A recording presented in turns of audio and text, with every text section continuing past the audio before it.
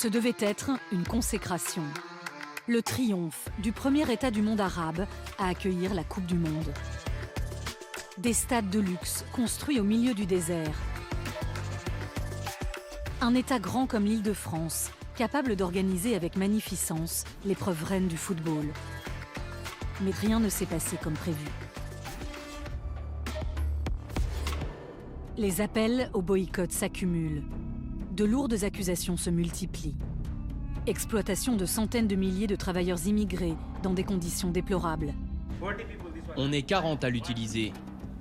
Quand il fait très chaud, la nourriture se dégrade. On ne peut plus la cuisiner ni la manger. Allez rencontrer les gens, parlez avec eux.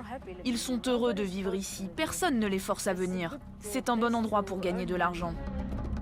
L'outrance écologique de stades climatisés dans un pays désertique. Nous rafraîchissons les spectateurs, les joueurs et même la pelouse. Une compétition qui aurait été achetée à coups de millions d'euros par la corruption.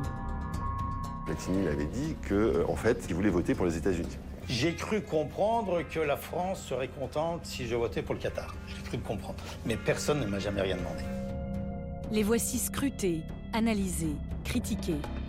Quel est ce pays passé en une génération de la plus grande pauvreté à une richesse illimitée et ostentatoire? Pourquoi les pays occidentaux ne peuvent-ils pas se passer du Qatar? Pour résoudre un conflit dans la région, faites appel à nous, on vous aidera. Le Qatar est désormais l'État le plus courtisé au monde. C'est l'histoire d'un micro-État qui a réussi en 30 ans à se rendre indispensable en utilisant toutes les armes que sa fortune sans limite met à sa disposition.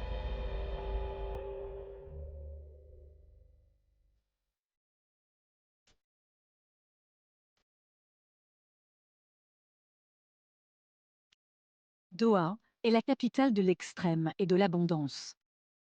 Un labyrinthe de tours entremêlés de parkings et de centres commerciaux démesurés à la modernité tapageuse.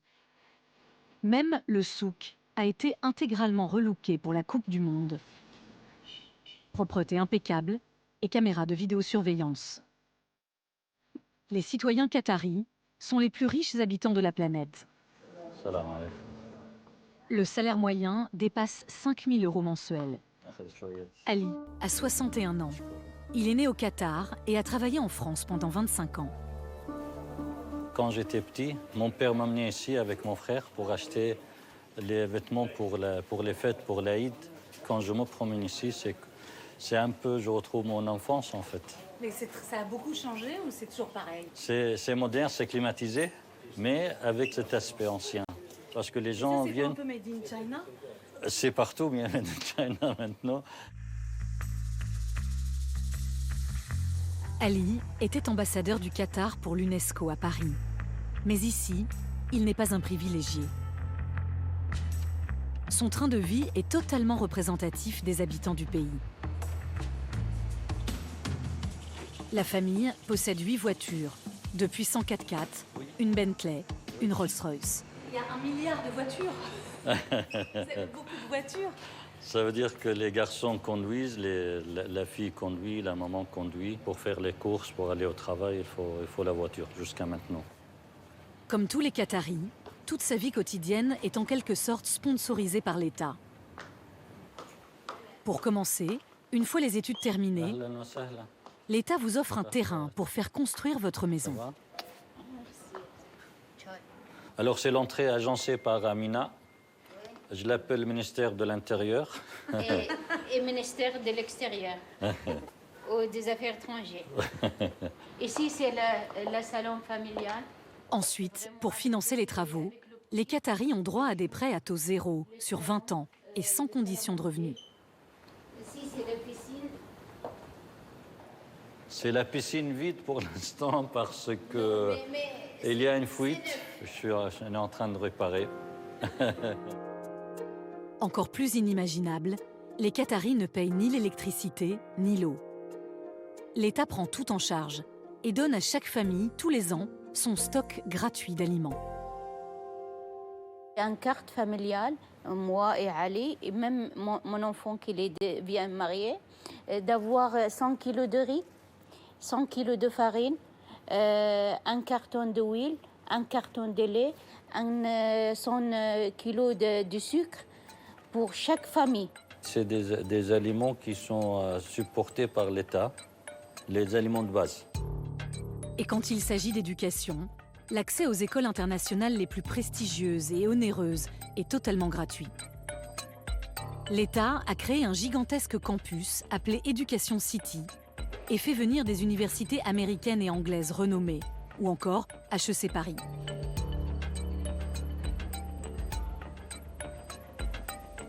La précarité étudiante n'existe pas. En plus de leurs études payées, les étudiants qataris reçoivent chaque mois entre 600 et 1500 euros pour leurs loisirs. Les professeurs aussi sont choyés. C'est ma maison là-bas. Un prof, ça démarre entre 5 et 8 000 euros comme salaire avec l'ancienneté. Qatar maintenant c'est le 3e pays mondial de l'éducation, le premier pays. L'éducation c'est tout gratuit. Tous les jeunes diplômés trouvent un travail. Il y a 0,1% de chômage. À l'origine de cette extraordinaire générosité de l'État, il y a la découverte d'un vaste gisement de gaz naturel. Une richesse qui a transfiguré ce qui n'a longtemps été qu'un bout de désert, peu développé. Au départ, le Qatar était franchement l'un des pays les plus pauvres de la région et même du monde. C'était un endroit abandonné. Doha était un petit village qui vivait du commerce de la perle. Mais quand les perles artificielles venues d'Asie du Sud-Est sont arrivées sur le marché, ça a créé une énorme crise financière à Doha et même une famine.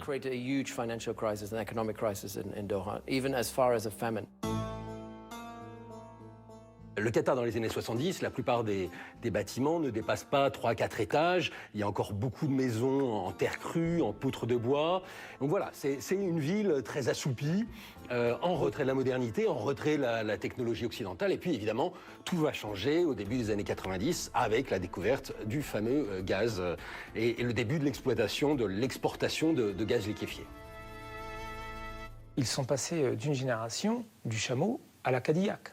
Du fait de naître dans une tente, naître ensuite la génération d'après dans des cliniques ou des hôpitaux hyper climatisés, flambant neufs, dignes des standards occidentaux.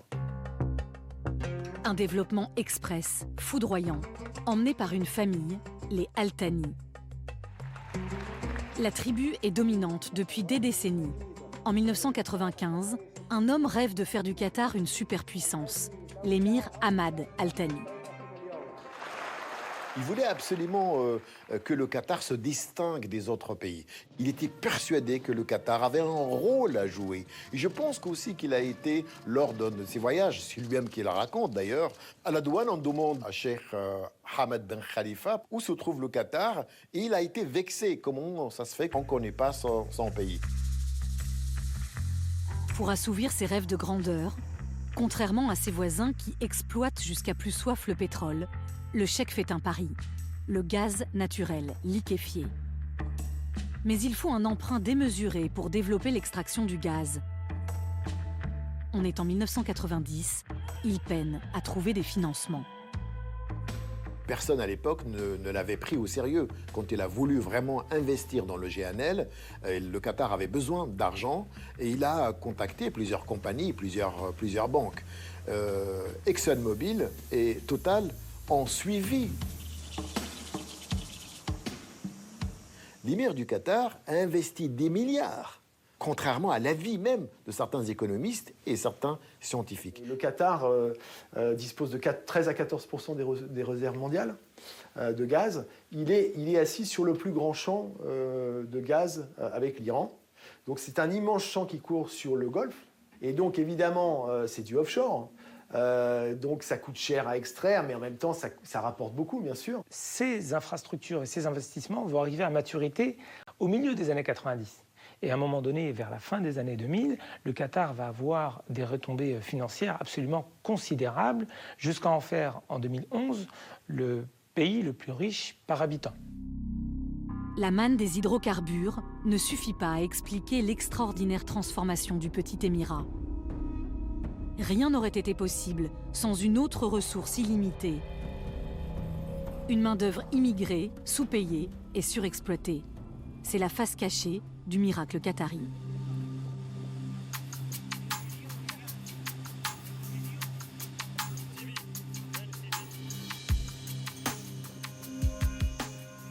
Les images ont fait le tour du monde.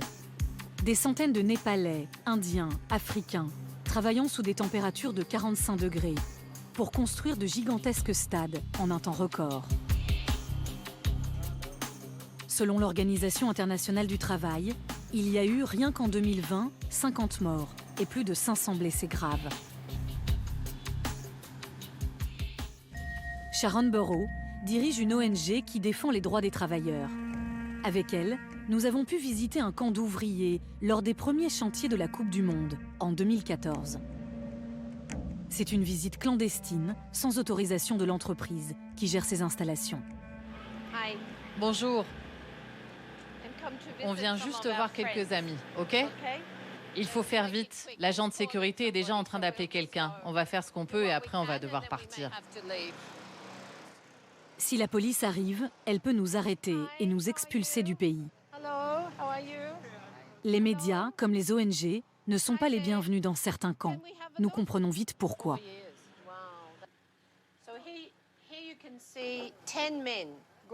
10 hommes, des adultes vivent dans cet espace. Vous vous rendez compte? Ces gens viennent ici pour travailler, pour aider le Qatar à construire ces villes magnifiques, et voilà où ils se retrouvent. C'est aussi illégal. La loi au Qatar autorise au maximum 4 travailleurs par chambre et pas de lits superposés. La suite de la visite confirme les conditions difficiles dans le camp. C'est les toilettes et il y a l'eau pour se laver. Au même endroit? Oui, au même endroit. Ça vous va? Non, ça ne va pas. Les conditions de vie sont misérables. Un frigo et une cuisine sordide pour des dizaines de travailleurs. On est 40 à l'utiliser. On met tous notre nourriture ici. L'entreprise n'en achète qu'une fois par semaine, le vendredi. Quand il fait très chaud, la nourriture se dégrade. On ne peut plus la cuisiner ni la manger. Et au milieu de l'été, avec un seul frigo de cette taille, ce n'est pas possible. Pour cuisiner, les ouvriers ont une gazinière. Mais l'installation est cassée et dangereuse. Et il n'y a qu'un point d'eau pour 130 personnes. Le filtre n'est changé qu'une fois tous les 6 mois? L'eau qu'ils boivent n'est pas saine. Certains ouvriers sont là depuis 4 ans. Quand ils ne travaillent pas, ils passent presque tout leur temps ici, coincés dans ces logements délabrés. À l'époque, les passeports des travailleurs étrangers sont confisqués par leurs employeurs, qui peuvent à tout moment les faire expulser. Impossible pour eux de se plaindre de leurs conditions de travail. Cela s'appelle la kafala. Je ne sais pas pourquoi ils gardent notre passeport. Je ne connais pas la loi. Je me disais que c'était pour des démarches administratives, faire des papiers, et qui nous le rendraient après. Des reportages choquent, mais le Qatar n'aime pas la mauvaise presse. Sous la pression internationale, pour polir son image, il va changer ses lois. À partir de 2016, le pays renforce les droits des travailleurs immigrés. La kafala qui cadenassait un petit peu les ouvriers, beaucoup même, les ouvriers dans une situation de suggestion, encore une fois de domination. C'était quasiment, pour reprendre l'expression, de l'esclavage moderne ces dernières années au Qatar. Et tout ça, c'est fini. La kafala a été abolie. Donc lorsque les ouvriers arrivent, leurs passeports ne sont plus confisqués, ils peuvent changer d'emploi. Un salaire minimum a également été instauré. Il s'élève depuis mars 2021 à 275 € par mois, auxquels s'ajoutent 190 € de frais de logement et de nourriture quand ils ne sont pas assurés par l'employeur. Sharon Burrow, la syndicaliste que nous avions accompagnée dans les camps, parle de progrès considérables, mais encore insuffisants. Il y a eu des progrès incroyables, des lois existent, mais leur application reste encore un défi pour le gouvernement. Il devra annoncer des sanctions plus lourdes contre les entreprises qui ne les respectent pas.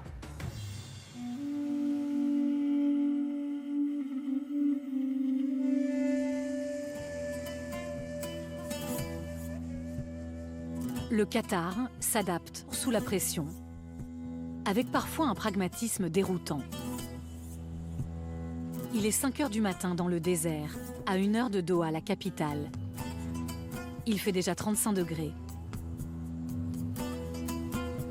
Les courses de chameaux sont une passion locale, le plus vieux sport pratiqué au Qatar. Regardez leurs yeux. Ils sont beaux, ils ont l'air si gentils. Une fois que vous avez vu un chameau, vous pouvez que l'aimer. Moi, j'ai plus de 100 chameaux, dont 30 que j'élève pour la course. Combien? Ça vaut 300 000 € le chameau. Jusqu'à encore très récemment, les chameaux étaient montés par des enfants esclaves venus du continent indien. Les accidents mortels étaient fréquents. Dans les années 2000, des ONG vont se mobiliser contre cette tradition. Le Qatar remplace alors les enfants par ses robots. Un bras articulé tient lieu de cravache. Les propriétaires les commandent depuis leur 4x4. À la Qatarie, un scandale, une solution. Il y a eu plein d'étapes avant qu'on en arrive là. Mais vous voyez l'évolution, les progrès entre le pays archaïque et maintenant. Ça vous donne une idée de la force de notre pays. Il y a une direction, une stratégie. C'était difficile d'arriver jusque-là, mais maintenant, on a les standards internationaux. Et tout le monde connaît le Qatar. Malgré les progrès, le pays reste fondamentalement inégalitaire. Au-delà des ouvriers du bâtiment, il y a quelques 3 millions de travailleurs étrangers au Qatar. Ils font tourner toute l'économie du pays. Les vendeuses dans les supermarchés, les agents de sécurité, les serveurs, aucun Qatari n'occupe ce type de poste. Les étrangers représentent 85% de la population du Qatar. Ils sont une sous-caste et sont exclus des largesses dont profitent les 300 000 citoyens qataris. Pour vous donner une idée de cette ségrégation qui existe dans le pays, le vendredi, qui est le jour de congé au Qatar, pendant longtemps, les petites mains, les ouvriers, les travailleurs étrangers n'avaient pas le droit d'aller dans les malls de Doha. Il ne fallait pas que les familles qataries, avec madame, avec les enfants, etc., puissent se retrouver en proximité immédiate avec le prolétariat du Qatar. Très loin de l'exubérante modernité de ses gratte-ciel, le Qatar reste une des sociétés les plus conservatrices au monde, dont les lois sont basées sur la charia, la loi islamique.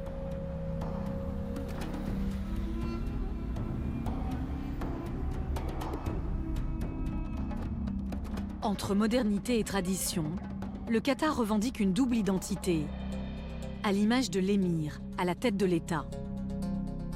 Tamim Al-Thani jongle entre les coutumes de son pays et les codes occidentaux. Comme l'autorise la loi, il est polygame. Il a 3 épouses. 2 ne se montrent jamais. La première l'accompagne parfois, comme ici, aux obsèques de la reine Elisabeth II. Il maîtrise parfaitement le mode de vie européen. L'émir a étudié à l'université militaire de Sandhurst en Grande-Bretagne. Merci beaucoup. Merci. Il parle 5 langues. Il y a beaucoup de choses qui circulent ici, en France, contre le Qatar. Mais tout le monde sait que beaucoup de choses que dit contre le Qatar que c'est pas vrai. Au Qatar, il n'y a par exemple pas de police des mœurs comme en Iran ou en Afghanistan. Le voile n'est pas obligatoire. Certaines universités peuvent être mixtes. Mais les femmes restent soumises à un système de tutelle masculine. Une tradition très ancrée dans le pays qui semble parfaitement naturelle à Amina, la femme d'Ali. Nous, les filles, la plupart sont bien éduquées. On est plus riches que les garçons parce qu'on reste chez le papa et la maman jusqu'au mariage. On est très libre, merci Dieu, avec la confiance d'un papa ou d'un mari ou d'un frère. Les lois du Qatar exigent que les femmes obtiennent l'autorisation d'un tuteur dans certains cas. Les femmes sont des citoyennes de seconde zone, si on peut dire. C'est-à-dire que pour tous les événements importants de leur vie, aller à l'étranger, étudier à l'étranger, se marier, occuper certains emplois de la fonction publique ou avoir accès à la santé pour des soins reproductifs, elles doivent avoir l'autorisation de leur tuteur. Donc si la femme est célibataire, le tuteur, c'est le père, c'est le frère, le grand-père ou l'oncle. Et si la femme est mariée, c'est son mari. Donc la femme doit avoir l'autorisation d'un homme, de la famille, pour prendre les décisions importantes de sa vie. Autre législation dénoncée par les organisations de défense des droits de l'homme, celle qui interdit les relations entre adultes du même sexe. Elles sont proscrites par le code pénal, comme dans de nombreux pays du monde arabe. Au Qatar, les peines de prison peuvent aller jusqu'à 7 ans. Des lois dénoncées par de nombreux supporters à l'occasion de la Coupe du Monde. C'est très important qu'à l'occasion de la Coupe du Monde, les abus du Qatar sur les droits humains soient mis en lumière dans le monde entier. Le Qatar est un abuseur en série pour les droits de l'homme. Le Qatar dément toute atteinte aux droits de l'homme et assure que les supporters homosexuels seront les bienvenus, même s'ils sont appelés à se montrer discrets. We will not stop anybody from coming, visiting and enjoying the football. But I want also everybody to come and understand, enjoy also the culture, to see different cultures as well. We welcome everybody, but also we expect and we want people to respect our culture. L'émir Tamim Al Thani est le monarque absolu d'un pays qu'il dirige d'une main de fer, depuis le palais du Diwan. Il existe bien depuis peu une assemblée élue, mais au pouvoir purement consultatif. Il n'y a ni parti politique, ni opposition. La chaîne Al Jazeera, connue pour sa libre parole dans le monde arabe, est d'abord ici une chaîne d'État. Vous avez des intellectuels, vous avez des universitaires, vous avez des journaux qui écrivent et parfois ils critiquent, par exemple, le fonctionnement d'un tel ministère, le fonctionnement d'un tel service. Mais il y a des lignes rouges, il y a énormément de lignes rouges. Il y a plus de lignes rouges que de lignes vertes. Il ne faudra pas commencer à s'attaquer évidemment à la personne de l'émir. Il ne faudra pas évidemment avoir de discours qui contreviennent aux intérêts diplomatiques du Qatar de manière trop flagrante, mais sur des problématiques un peu sociales, sur des problématiques intérieures, l'éducation par exemple, la politique sociale. On peut comme ça essayer de faire un peu bouger les lignes au sein du Qatar. Donc voilà, c'est un pays despotique. C'est un pays où la population est surveillée, c'est un pays où les services de sécurité ont une très grande importance, mais en même temps, c'est pas l'autocratie intégrale, je dirais, c'est pas la Syrie de Bachar el-Assad, voilà.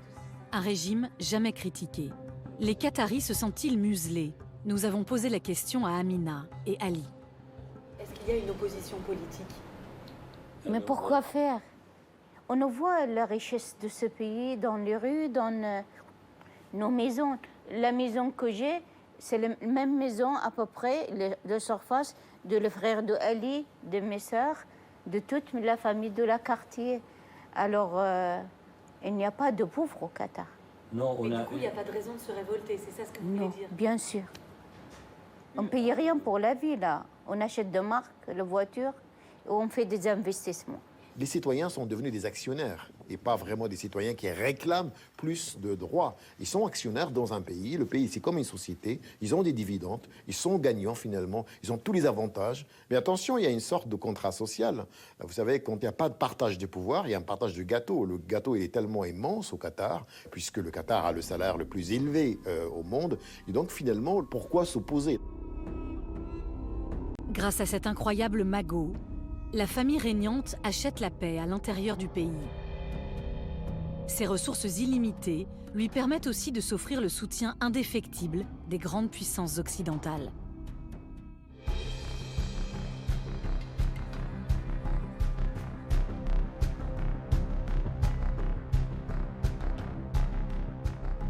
C'est un cadeau à 8 milliards de dollars. Le Qatar a offert aux États-Unis, au début des années 2000, une base militaire à moins de 10 km de Doha.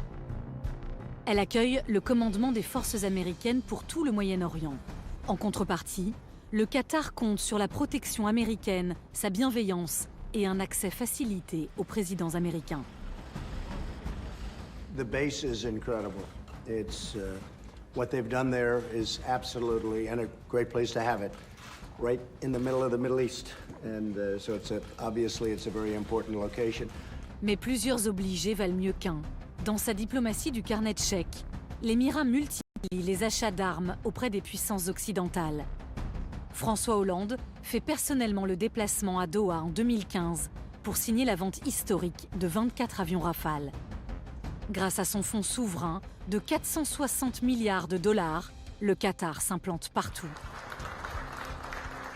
et prend des parts dans les plus grandes sociétés mondiales. Au moment où le Qatar devient incontournable sur la scène internationale, c'est la fin des années 2000, c'est l'époque de la crise financière, et c'est l'époque où et les États occidentaux et les grands groupes, les multinationales occidentales, sont à court de cash. Et c'est à ce moment-là que le Qatar va arriver avec son carnet de chèques et va prendre 2% du capital de telle boîte, 5% du capital de telle autre boîte. Good morning, Your Royal Highness. Very, very glad to welcome you to number 10. Mais le richissime petit émirat est conscient qu'il a des problèmes d'image. L'argent décomplexé, le conservatisme religieux passe mal auprès des Occidentaux. Il veut s'acheter une respectabilité, être aimé, compter parmi les grandes nations. C'est la politique du soft power. Là, tout d'un coup, ils se disent, ça suffit pas. Il va falloir développer des relations coopter, on va dire, clientéliser en partie des élites culturelles, des élites sportives, des élites occidentales qui sont beaucoup plus prescriptrices, qui sont beaucoup plus des leaders d'opinion que les vendeurs que les fabricants d'armes et les majors pétrolières. On va doubler ce rideau défensif par une forme de carapace marketing destiné à faire du Qatar the place to be. Le Qatar va recruter les plus grandes stars de la culture. Il investit 434 millions de dollars pour s'offrir le talent et la renommée du français Jean Nouvel. L'architecte est chargé de construire le plus spectaculaire des musées. Le bâtiment est en béton fibré. Il s'inspire du désert sur une superficie de 140 000 mètres carrés. Il s'inspire des roses des sables, ces roches en forme de cristaux que l'on trouve dans le désert. Les gens voyagent dans le monde entier pour voir les créations des grands architectes. Personnellement, je serais prête à partir très loin pour voir un bâtiment aussi exceptionnel conçu par un génie. Le musée est inauguré en mars 2019, en présence de nombreuses vedettes. Victoria Beckham, Nicolas Sarkozy et Carla Bruni.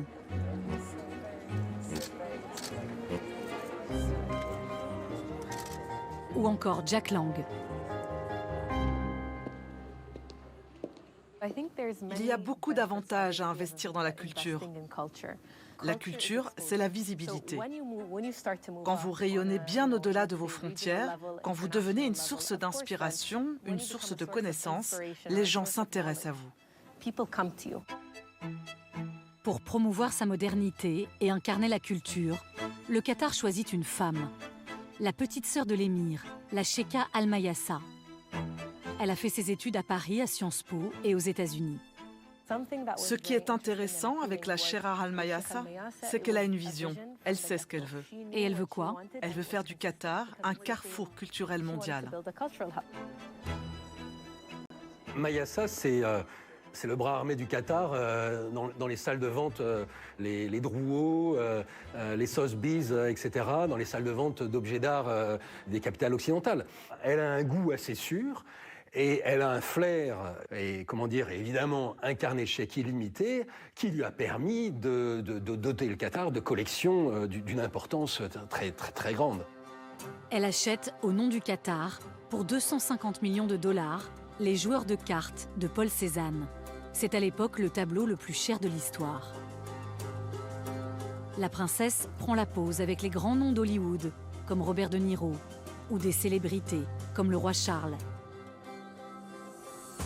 Mais quand l'affichage auprès des plus grandes stars ne suffit pas, le Qatar passe directement à la publicité et s'offre David Beckham. It's another beautiful day here in Qatar. Welcome to Doha, David. Beautiful, huh? This will go down as one of my favorite mornings. Selon la presse britannique, le footballeur anglais David Beckham aurait touché 11,5 millions d'euros pour ce spot. People in Qatar are very proud of their culture. This is perfection for me. Acheter le monde, se rendre indispensable, le Qatar veut devenir le maître du jeu.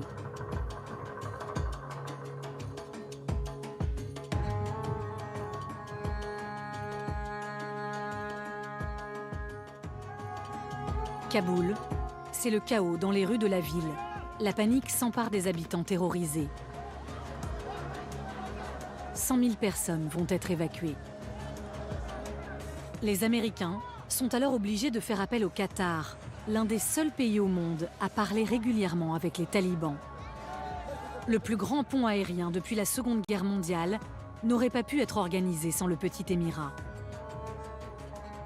C'est Qatar Airways qui va s'arrêter sur le tarmac de l'aéroport de Kaboul et qui va organiser le rapatriement de milliers, voire de dizaines de milliers, et de réfugiés et de ressortissants, parce que précisément, le Qatar a établi une relation de confiance avec l'ensemble des belligérants. Depuis 2001, le Qatar accueille des talibans sur son sol. On voit ici l'émir Tamim Al-Thani, qui reçoit le fils aîné du Mollah Omar, le fondateur du mouvement.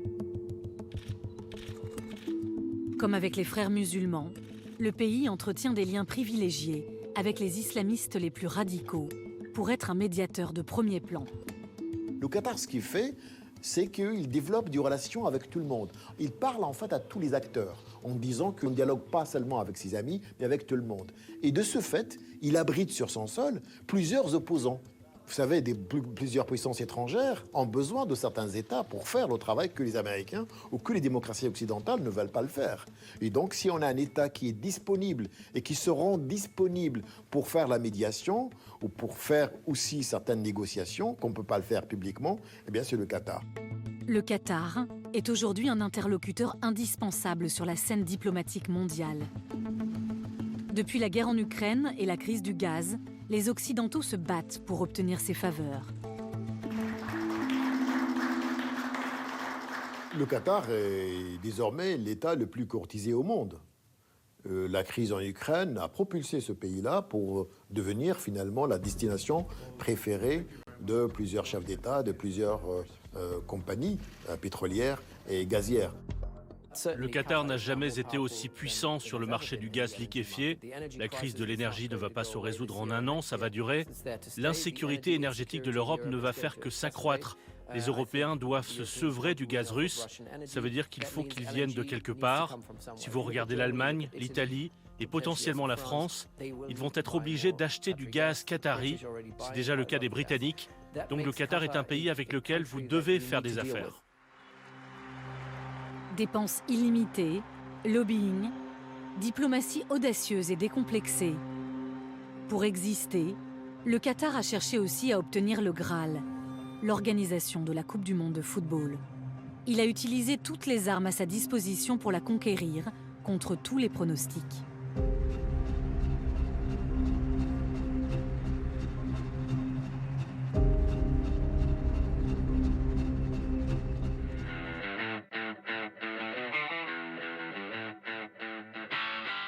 Le Qatar part de rien. En 2010, il n'existe qu'un stade. Il n'y a pas de métro, de rares clubs de football. Les Qataris vont alors se fabriquer une culture sportive à vitesse accélérée.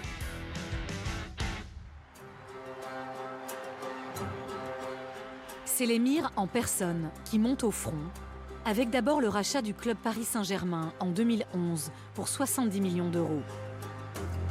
Ou encore ce transfert, le plus important de l'histoire du football, avec la star brésilienne Neymar, qui rejoint en 2017 le PSG pour 220 millions d'euros. Tamim aime le sport.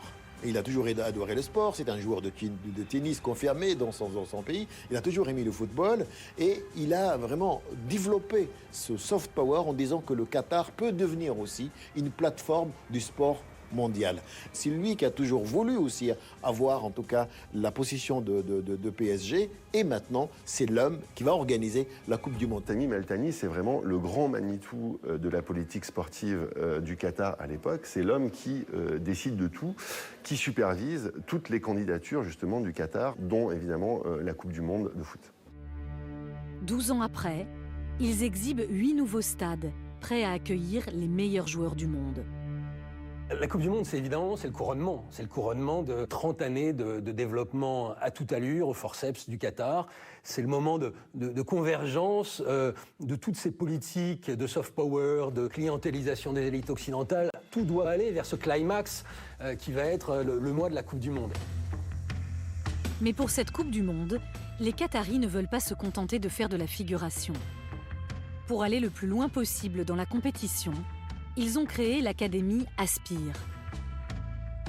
Un complexe ultra-luxe de 250 hectares, avec le stade Khalifa, 40 000 places, où s'entraîne l'équipe nationale de football.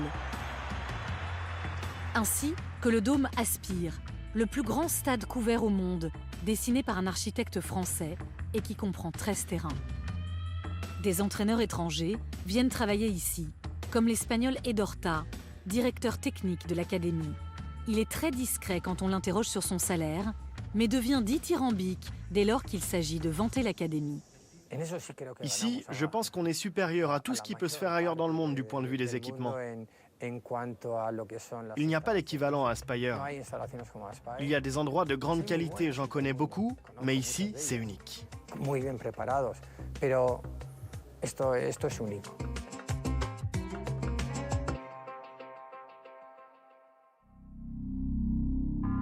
Mais malgré les millions qu'ils dépensent, le développement à toute vitesse, l'image du Qatar se dégrade à mesure que la compétition approche. Les critiques s'accumulent. Au sort des ouvriers s'ajoute l'aberration écologique des stades climatisés dans le pays qui émet le plus de CO2 par habitant. Pour se défendre, ils jouent la transparence et communiquent à tout va. Les journalistes sont invités à visiter leur stade et à tester la clim en conditions réelles. Nous ne faisons pas que refroidir l'air, nous le nettoyons. L'air s'échappe doucement sous les spectateurs, puis il est récupéré et recyclé à nouveau. Nous produisons un microclimat grâce à l'air conditionné, une vraie bulle climatique. Nous rafraîchissons les spectateurs, les joueurs et même la pelouse.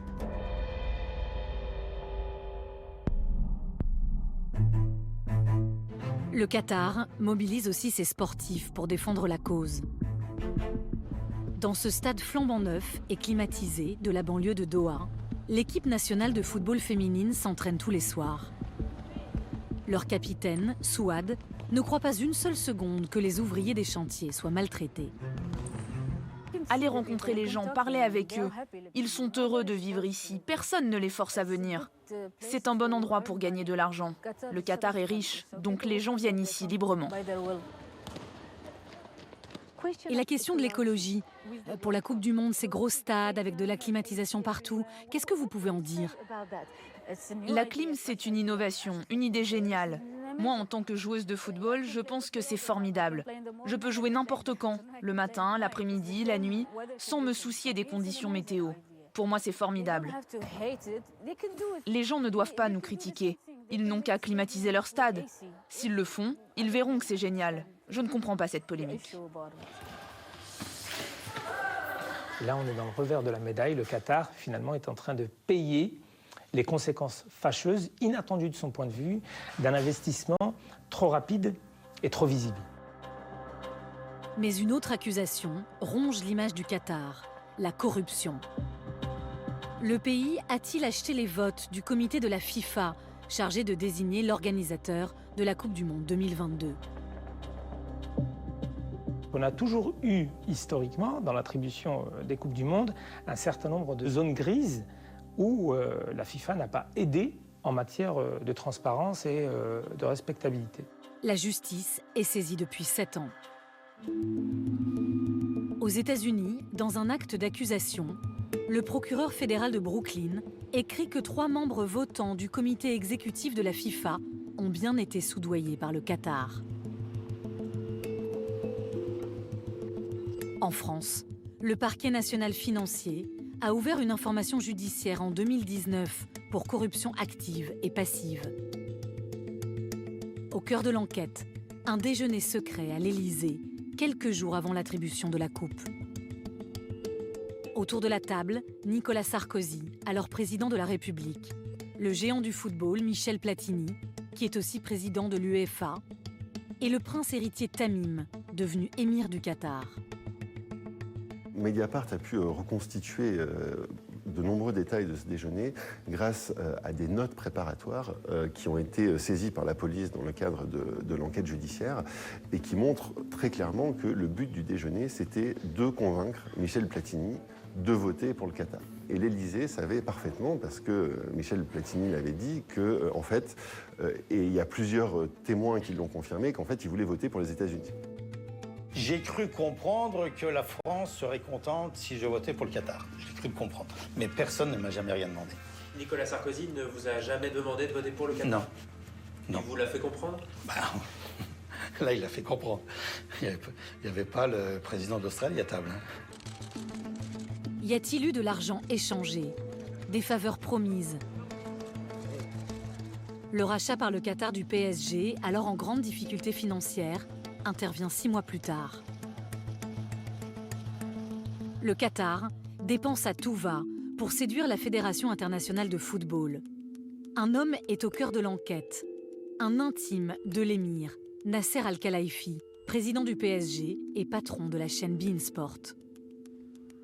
3 semaines avant le vote qui va attribuer la Coupe du Monde au Qatar, Nasser Al-Khelaifi signe, au nom de beIN Sport, un contrat avec la FIFA où ils promettent d'acheter les droits télé des Coupes du Monde, des 2 prochaines Coupes du Monde, pour 300 millions de dollars, plus un bonus de 100 millions de dollars si le Qatar remporte la Coupe du Monde. Donc là, c'est évidemment, là aussi, un moyen de mettre la pression pour la FIFA, pour leur dire, écoutez, on est prêt à payer 300, mais par contre, si on organise la Coupe du Monde, on payera 400 au lieu de 300. Les magistrats qui instruisent ces affaires font pas mystère du fait qu'ils ont une conviction, sinon totale, du moins relativement solide, qu'il y a eu des malversations. Maintenant, il leur manque peut-être encore le pistolet fumant, la preuve ultime, et on saura peut-être le fin mot de l'histoire 10 ans après la Coupe du Monde.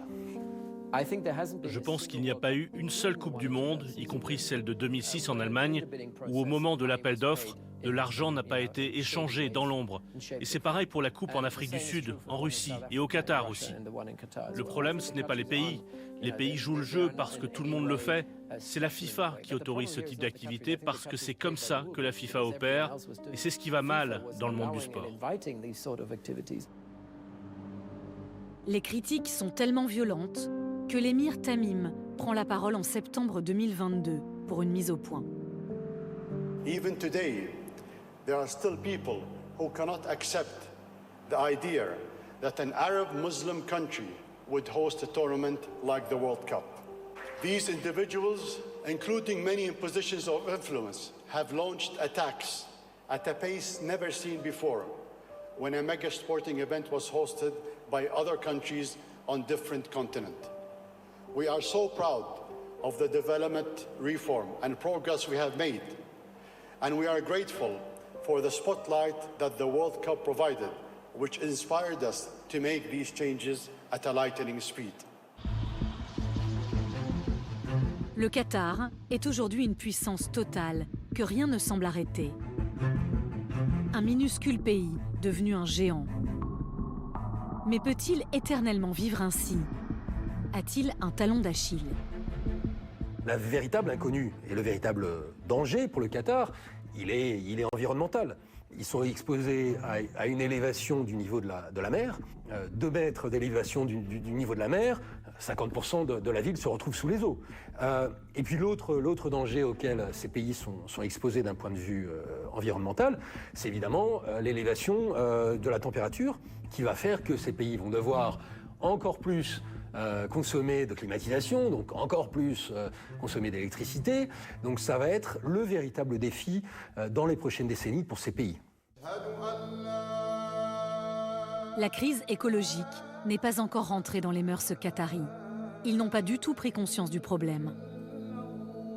Avec un bilan carbone par habitant le plus élevé au monde, 37 tonnes contre 9 tonnes en France, le Qatar s'accroche à une démesure qui semble déjà menacée.